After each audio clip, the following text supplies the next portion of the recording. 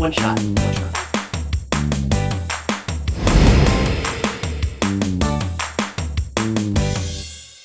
I get my suit from you. You've worked hard. We've all worked together.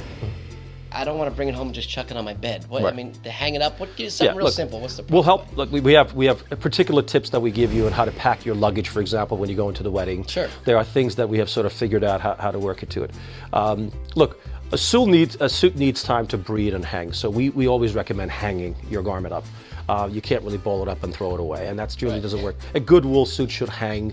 24-hour recovery process is where you should never take an iron and try to like put it in the front and try to lapel. No, it doesn't work that way. You know, you Steamer? really just, Can you steam it? Or you can steam it inside out from the back of it, and usually the areas that you will wrinkle, like we use, if you use the proper sort of what we call canvassing techniques, you will not get any kind of wrinkles on the lapels area and on the other. You're gonna get wrinkles if you sit with the car. Sure, of course. Educating is part of the process that we do in here. You should never sit in your car with your jacket on, okay? You shouldn't put the seatbelt over it like that. These are things that we will always do. It seems very obvious, but I think you have people who will I'm just going to put it on and... Again, we sometimes feel like we serve as the dad role in this kind of situation. Look, the generation that's currently out there, their parents probably were not wearing suits either. Right.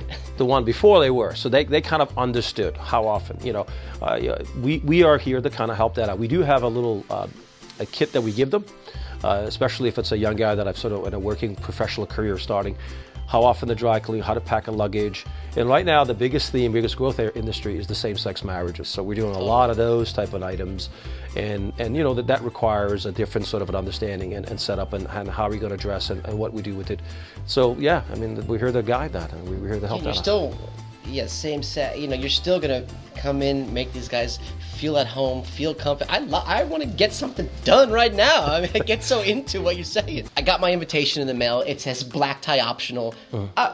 What does that really mean? Okay. What does it mean? So we have a little kit that we give to people about these things. So when it says a black tie optional, you kind of interpret it as I don't have to wear a tuxedo, I can wear something. No. Right. What it really implies is that they want you to wear a tuxedo. Okay. Now, if you're not compelled to wear it, the worst thing you could do is wear a black suit to that affair, okay? Because then it looks like you were too cheap to buy a tuxedo. Okay? So wear a navy suit, maybe wear a charcoal gray, not like a business pinstripe type of thing. Never wear a sports jacket. I mean, that goes without saying. So you dress it up, but and don't try to wear a bow tie, unless it's part of your personality. Right. But I think we use this terminology. There are suits you should have in your wardrobe that's good for weddings, funerals, and interviews. And that suit has always been a charcoal gray or a navy of some sort that you keep in your closet for that purposes. White shirt with a background because it photographs really well. Right. That's what you should really wear. That's what it really means. And people also think tuxedos, I'm going to look like a penguin. No, I mean, there's all different styles of tuxedos now that kind of look like suits. Right.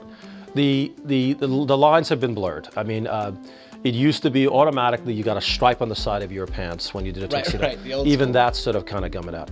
We're also introducing a lot of what we call lycra stretch fabrication so that the contoured fit of the tuxedo is there, but you have some flexibility and movement with it.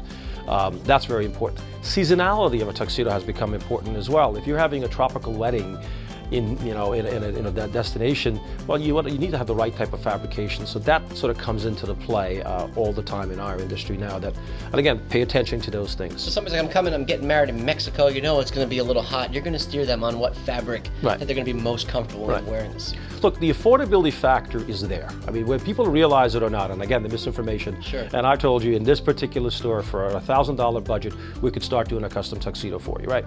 So when the affordability factor comes into, now you could go further and matching fabrications with your, the needs that you have.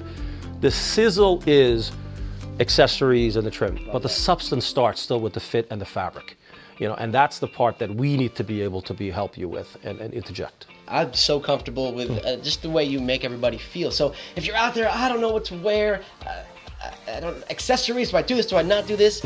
Come in the door. You're going to help them, look at them, like you said. I'll even do better for you. They could even call us. They could call email you. us. You could michaelduru.com, you could send us an email. Whatever the comfort level. Look, it doesn't matter how you get there. It is as long as you get there. There's an old analogy. You could take a horse to water, but you can't make him drink it. Look, it cannot be an adversarial relationship. And we like to bring the brides into the equation as well because they have an important part of the deal.